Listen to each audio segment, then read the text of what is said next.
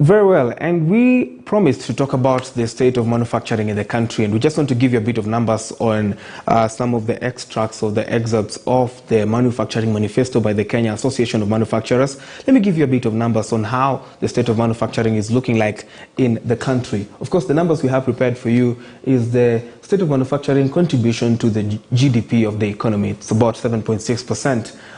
There is an aim to have it at 15%, understandably. That is almost double that digit by 2030. And then we experienced a reduction between 2016 to 2020. That the period under review is about 5 years. And of course, the reduction was from 9.3% in 2016 to 7.6%. We're going to talk about why that reduction happened. Of course, some of it occasioned by the pandemic and, of course, other issues that were dogging the economy at that point. And then average wages went up by 10% in 2019. Then a year after that, we saw a slump by 5% in 2020. What does that mean? We'll be talking about that, of course, underemployment. And then the sector contracted by 0.1 in 2020 for obvious reasons, the pandemic. Let's give you a bit more of numbers on the same. And then it is part of the Big Four agenda, part of President Kenyatta's Big Four agenda, which is manufacturing, affordable healthcare, and of course, affordable housing, and the long run of food security. Then 15% of GDP by, the aim was to have manufacturing contribute towards the economy by 15% by 2022. We'll be talking to the chair on that. And then this seeks also to increase employment from 293,000 currently to a minimum of 500,000. Let's give you a bit more numbers on the same. If that is not just the end right there. Okay, very well. I'm told that is the end of our Super Bowl right there. And now we just want to jump into that interview with the chair of Kenya Association of Manufacturers, Mr. Mucai Kunyiha. Made time for us very early in the morning right here on KTN.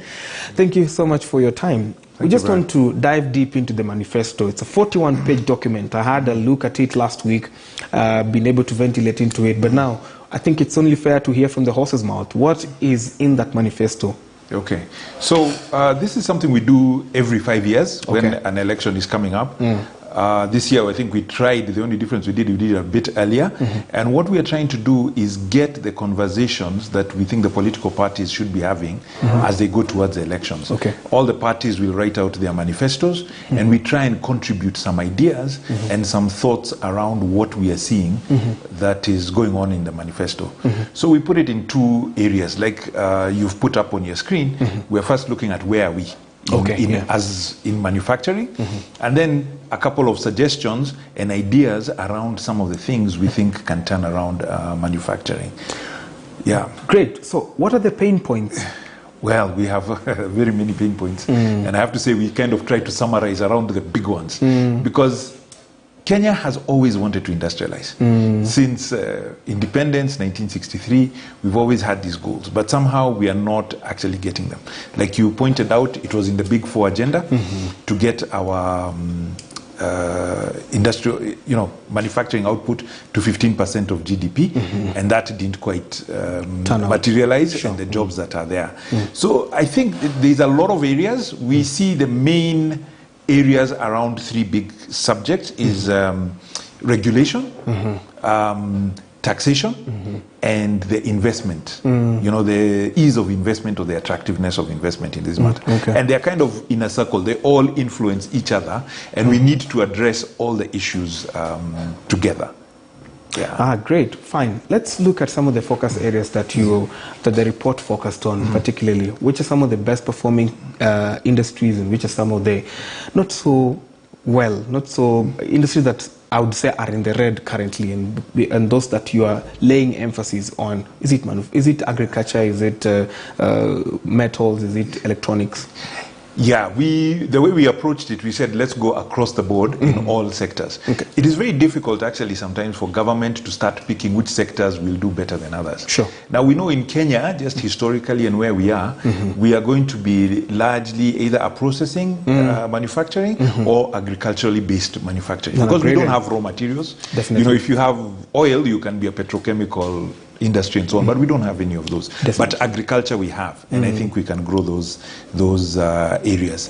One of the key things we were also trying to emphasize here is to say that manufacturing is important for going forward. And I think you highlighted it a bit in your slides. It's about jobs.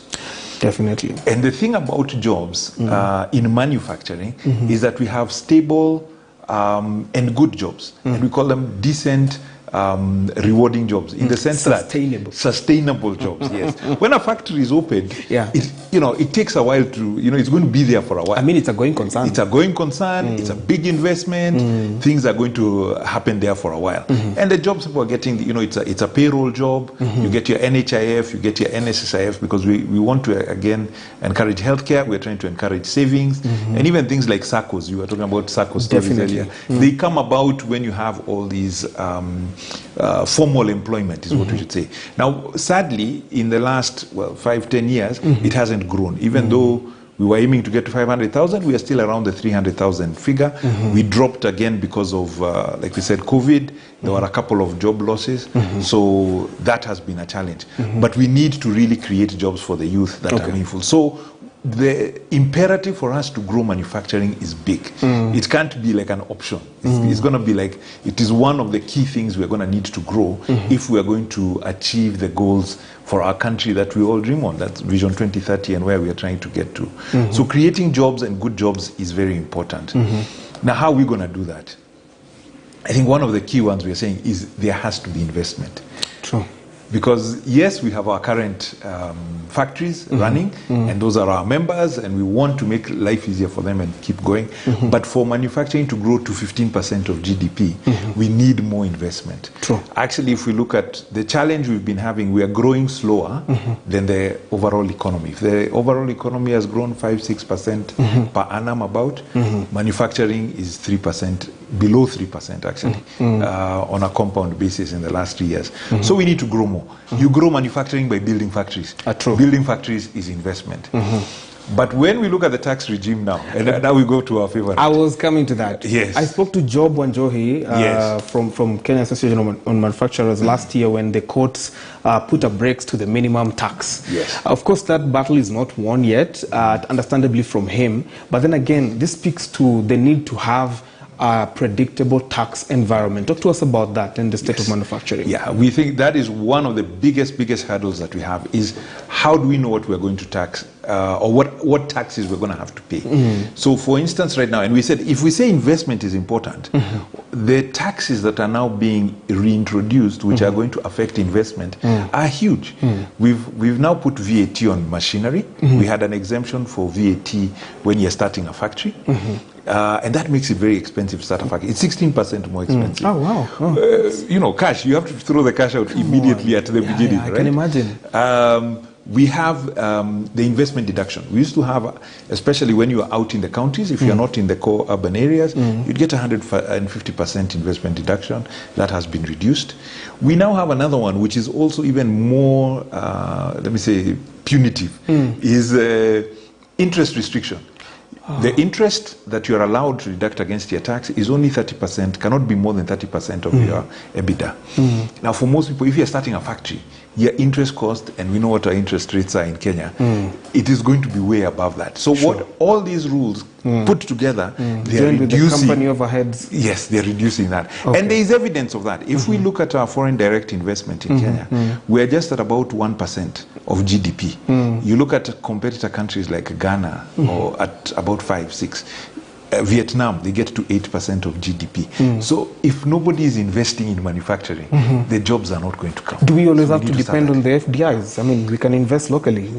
We can invest locally, but FDI brings quite a lot, because it tells you, put it this way, if you're investing locally, you're going to invest the money that you have. Yeah, definitely. Just what you have. Yeah. But if you invest, if you get FDI, it means the world is looking at you as a potential source. True. People can see that you're making money in there, which links very nicely to our other point on competitiveness. Yeah. Because we are saying global standards are coming down. Global standards. Okay. The only way we are going to grow manufacturing is if we are globally competitive. I agree. And it works in two places. One, if we are competing in the local market for product, the world is an open place. Kenya is an open liberal market. People can buy goods from anywhere. If I cannot sell and make my goods competitively with anyone else in the world, I'm going to struggle. Amazing. We can have duties and so on in between. We can try and make it difficult, but that is short term. Okay. In the long term, I have to be able to manufacture at a global standard, at a globally competitive rate. But two, any country that has grown manufacturing has done it with exports in mind. Amazing. We must find 2, 3, 20, 50 products where we are the top in the world in terms of exports. Of course, we already have some. We have like roses. Okay. We have tea, which are good, but those are not manufactured goods. So the opportunity to value add has been restricted. So if we can get manufactured good and grow our exports, in fact, for us, we are saying currently, I think we have only 28% of our exports are manufactured goods, and our target, we are saying to the political parties, can we get this to above 50%? I agree. About 50% of what we export should be manufactured, one way or another, manufactured goods. What are some of those areas that maybe one young person who is watching us right now can capitalize on and actually make value out of? Because ours is a largely service industry. We're talking about technology, which is much of a human resource, but then there are other external hardwares like electronics and, of course, metal and all these things. What are some of these areas that perhaps portend or give a lot of opportunity in the export market that maybe a Kenyan should take advantage of and manufacture and export? There are very, very many opportunities. I'm not sure even where to start, but I can give you one of the big ones we know, we talk a lot about, is AGOA. There's the African Growth and Opportunity Act to the USA, which is, it gives us a lot of duty-free. There are about 4,000 products which we can get into the US duty-free. If we look at the EU EPAs as well, we have a lot of duty-free access for quite a number of products. Okay. So it's looking at those. I think, personally, is that we're going to do it by linking through agriculture. And we've seen that already. So we are seeing people like getting, there's avocados, I can export avocados, but the people think about avocado oil.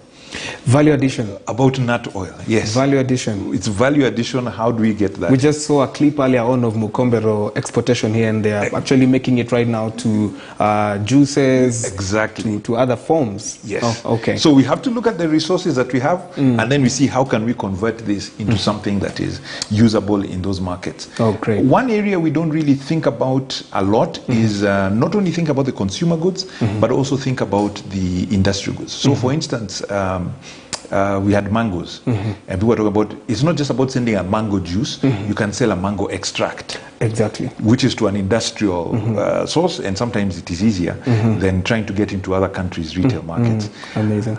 Beyond that, we have East Africa.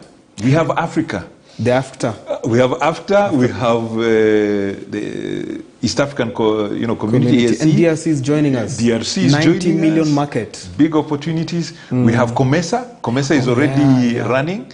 So we have big opportunities. It's going to those markets to see what is there. And I think to some extent, government has made attempts to take us to these markets and see. There was a visit to Congo, we were in GCC the other day. So we're trying to open those markets. But at the end of the day, it's going to be businesses that go there, look at those markets and see what is it that we can do in here and maximize. Understandably, the Kenya Export Promotion and Branding Agency has some warehouses down in DRC for those of us, the smallholder retailers who want to make it into that market. But I want us now to listen to what Kenyans are saying about this. My colleague, Mwege William, had a chat with some Kenyans. I'd like us to react to this as we bring the show to a close. But my colleague, Mwege William, talked to Kenyans earlier on the state of manufacturing in the country. And this is what they had to say briefly before we get back to this conversation and just finalize. Among the top 4 agendas of the current administration was industrialization, especially manufacturing, which has the potential of job creation. But what do Kenyans have to say about this? What is their opinion and their take when it comes to manufacturing local goods within the country? My name is Bernard Mushiri. Kenya is a good country. Let me say that first. There are so many things which can be created in Kenya. We should not import them. So many things are coming from China. For example, many phones are coming from China. Why can they be made in Kenya? So many electronic stuff, TVs, so many, made in China, made in China. They can also be made in Kenya. For example, there is this gun center which was started by Uhuru Kenyatta. I think that's more sophisticated than these electronic gadgets. That's my take. Unajua factory sasa tunaweza kusema tunaipenda hapa, lakini ile uwezo ya mpaka ifike hapa ndio inakuwa ni ngumu. Sababu hata tukiitisha tunaona kunaambiwa hii na hii na hii inaendelea hivyo, lakini ikiwa hapa inatusaidia zaidi. Saidika zaidi kivipi? Tunasaidika sababu watu wengi watapata kazi na ile nini uchumi inaendelea kuwa kidogo, sababu watu wengi watapata kazi, na vile wanapata kazi hata sisi tunapata kitu kutoka kwa hao watu wanapata kazi. Vitu kama viatu, clothes, basically clothes. Tulikuwa tuna nini hapa local in Kenya, baada ya kuimport, kuimport. Vitu kama That's another pain point, sir. Textile, and of course they're saying we import a lot of this.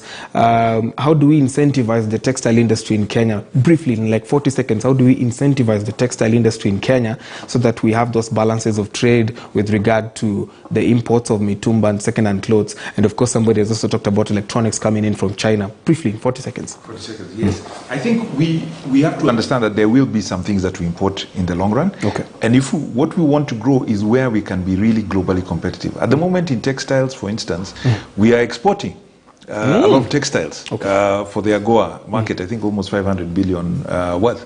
The challenge is how are we going to be able to get competitive backward integration so that we can get cotton, so we can get the materials that are being put, and that's how you create jobs.